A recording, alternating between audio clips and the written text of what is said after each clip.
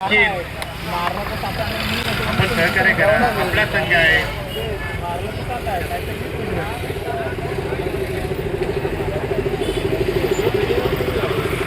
माझ्या कोर्टे 10 वाजता चालू होते.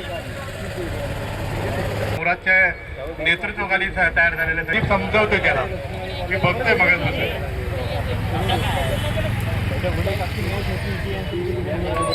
सामना चालू होते. सामन्याकडे वळूया. अनुभवी योगेश गोलंदाजी करते तो मारा करतो तो तेजस. पहिला चेंडू मात्र धुंद उंच असा फटका आहे. षटकाराची फोड होते. पहिल्या चेंडू 6 धावा. चला थोडं पाठीमागे पाठीमागे हटायचं. सामना चुरशीच आहे. थोडंसं पाठीमागे हटायचं. आपल्या सहकार्य करायचं. दुसऱ्या चेंडूवर दुसरा षटकार. पूर्ण अनुभव पाण्याला लावून गोलंदाजी करते योगेश. पण त्याला तेवढंच प्रत्युत्तर देतो आणि प्रेक्षकच देत.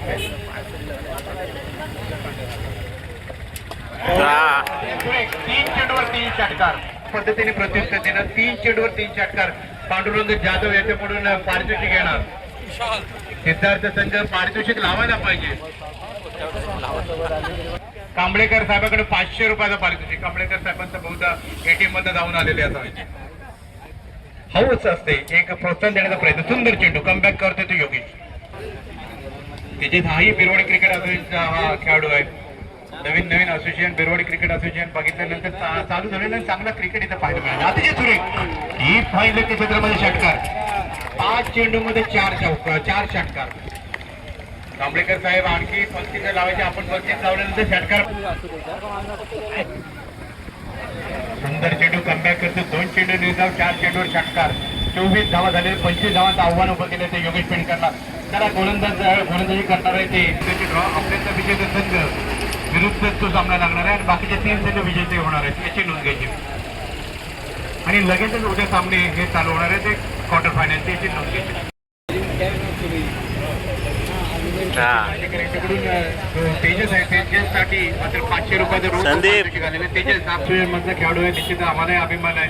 चांगला असा खेळाडू हा गोलंदाजी करतोय. 6 चेंडू मध्ये 4 चेंडू त्यांनी योगेश पेंडकर सारख्या अनुभवी गोलंदाजाला बाहेर भिरकावून दिलेले. 24 धावा केलेल्या. 25 धावांचं आव्हान हा योगेश पेंडकर समोर ठेवलेलं आहे. योगेश पुन्हा अनुभव पणाला लावून फलंदाजी करणार. अनुभवी असा योगेश पेंडकर आहे. योगेश पेंडकर ज्याला अनेक अशा सामन्याचा अनुभव असलेला हा योगेश आहे. आंतरराष्ट्रीय टेनिस क्रिकेटमध्ये ज्याचा योगेश पेंडकरचं नाव प्रामुख्याने घेतलं जातं तोच योगेश फलंदाजी करतो. पहिला चेंडूवर इरादे मात्र स्पष्ट करते. 6 धावांनी इरादे मात्र स्पष्ट करतोय की तू मला षटकार मारले होता. म्हणजे समोर जातोय तो योगेश. तेजस विरुद्ध योगेश अशी सामना म्हटलं तरी का अवघड ठरणार. पहिल्या सत्रामध्ये 4 षटकार मारला होता तेजसनी.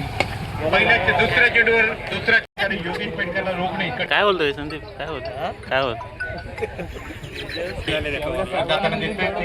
गुणी खेळाडू आहे. घेतली खेळाडू आहे. या मात्र पुन्हा एकदा 1 बाउंड चेंडू सीमारेषा पार झालेली ती 16. सामना जिंकण्यासाठी अजूनही 9 धावांची गरज आहे. अनुभव पणाला लावून तेजस गोलंदाजी करतोय. तेजसने पहिल्या सत्रात 4 षटकार मारले होते. आता मात्र पुढचा चेंडू मारा करतोय तो योगेशला.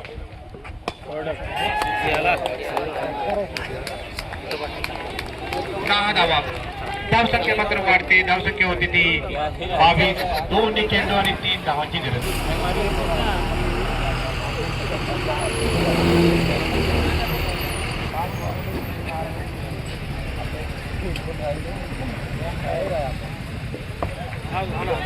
एक धाव तर पूर्ण केली. दुसरी धाव घेण्याचा प्रयत्न होतो त्या पाहिजे. एक धाव तर पूर्ण. दुसरी धाव